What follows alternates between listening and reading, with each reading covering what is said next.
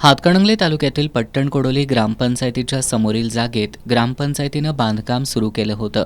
हे बांधकाम नेमकं कशाचं आहे हेच बहुतांश ग्रामस्थांनाच माहिती नव्हतं.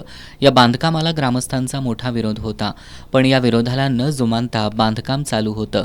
अखेर आज ग्रामस्थांनीच हे काम बंद पाडलं.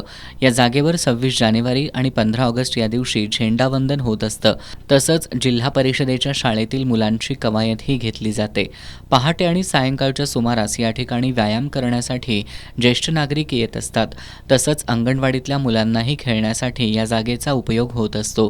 या जागेत वृक्ष मोठ्या संख्येनं असून बांधकामासाठी या वृक्षांची तोड केली जाऊ शकते. या सर्व कारणांमुळे या जागेवर बांधकाम करण्यास ग्रामस्थांचा विरोध आहे. बहुउपयोगी असलेल्या या जागेत बांधकाम न करता ते अन्य ठिकाणी करावं अशी मागणी ग्रामस्थांनी केली आहे.